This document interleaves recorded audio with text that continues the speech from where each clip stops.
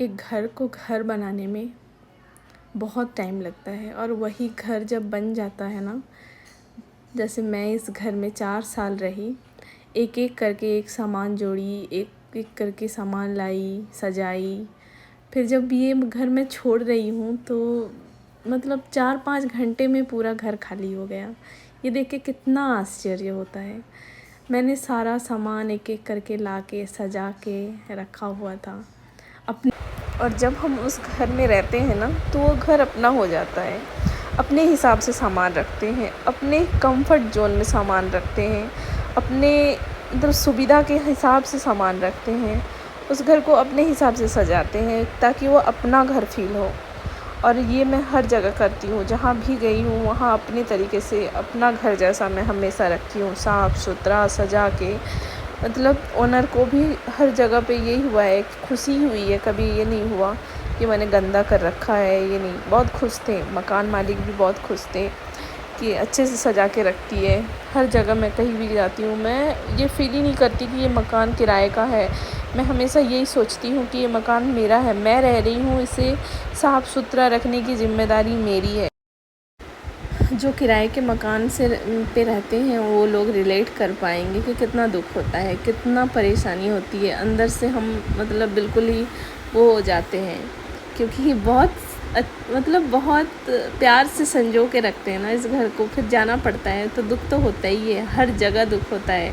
और विशेषकर जहाँ 4-5 साल रह लो ना तो फिर ज़्यादा दुख होता है। और सही बताऊँ, मैं बचपन से सोचती थी कि मैं राजस्थान में कभी रहूँगी, और राजस्थान में रहना मेरे लिए एक ड्रीम था। राजस्थान में 4 साल रही, मेरा सपना पूरा हुआ एक तरीके से। तो इतना ख़राब लग रहा था कि मैं इस स्टेट को भी छोड़ के जा रही हूँ, मैं दूसरे स्टेट में जा रही थी। मैं नेक्स्ट ब्लॉग में आप लोगों को बताऊँगी मैं कहाँ जा रही थी, क्या हो रहा था, कहाँ गई, किस शहर में शिफ्ट हुई, सब बताऊँगी। नेक्स्ट ब्लॉग में वो आप लोगों को देखने को मिलेगा। और इस शहर से भी बहुत सारी यादें हैं, बहुत बहुत कुछ है, बहुत कुछ यादें हैं जो हम छोड़ के जा रहे थे। और मुझे यहाँ पे सोफ़ा छोड़ना पड़ा था। जो सामने भैया आते दिखेंगे आपको, जिनको मैंने सोफ़ा सेल कर दिया था। मेरा 1 साल भी नहीं हुआ था सोफ़ा ख़रीदा हुआ और मुझे सेल करना पड़ा। इस बात का मुझे बहुत दुख हो रहा था क्योंकि मैं नहीं ले जा पा रही थी। वहाँ पे जहाँ मैं जा रही थी वहाँ पे स्पेस कम था और सोफ़ा भारी भी बहुत था। बाद में कभी ले लेंगे, हस्बैंड बोले कि बाद में कभी ले लेंगे, इसलिए उसे मैं छोड़ दी थी। पर बहुत शौक़ से ख़रीदी थी। यहाँ का हॉल बड़ा था तो मैंने सोफ़ा ले लिया था। और सब कुछ मतलब 1-2 चीज़ें ऐसी थी जो मेरी शौक़ की थी, जैसे वाईफ़ाई। मेरा अभी तक वाईफ़ाई लगा नहीं है यहाँ पे आने के बाद भी। मैं अभी वॉइस रिकॉर्डिंग कर रही हूँ ना, अभी तक मेरा ब्लॉग नहीं जा रहा है यूट्यूब पे, क्योंकि वाईफ़ाई नहीं है। तो वहाँ पे मेरा वाईफ़ाई था, वो अलग स्टेट के कारण मतलब रह गया था, नहीं आया था साथ में। स्टेट चेंज होने के कारण उसे वही छोड़ना पड़ा था, कम पैसे में देना पड़ा था।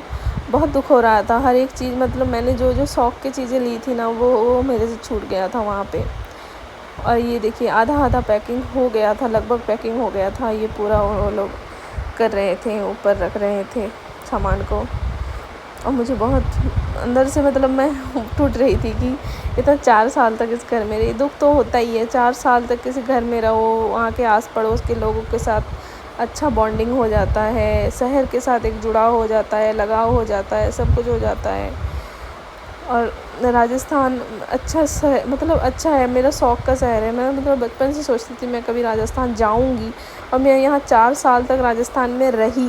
मेरे लिए वो बहुत बड़ी बात है। और फिर शाम को हम लोग आरती देखने गए थे कि लास्ट टाइम जाते टाइम एक बार भगवान के दर्शन तो करके जाऊँ।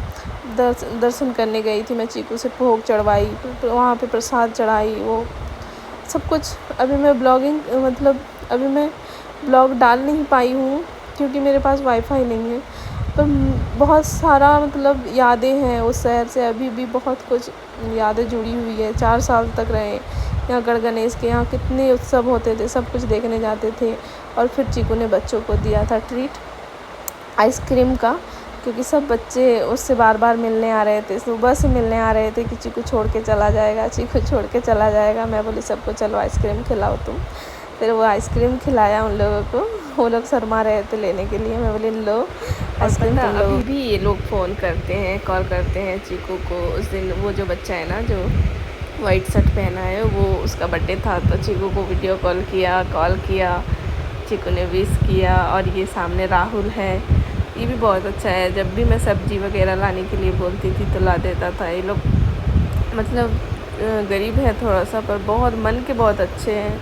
मतलब उतना ज़्यादा वो नहीं करते, मतलब दिखावा नहीं करते, पर अच्छे लोग हैं बहुत ज़्यादा। और फिर शाम को थोड़ा हम लोगों ने सोचा कि बाहर खाते हैं, आज बाहर खाने चले गए थे, क्योंकि यहाँ के झालावाड़ के रेस्टोरेंट वगैरह अच्छे ही हैं, मतलब वेज खाना बहुत अच्छा मिलता है। तो बोले कि और रात को आंटी को परेशान नहीं करेंगे, खा लेंगे बाहर ही।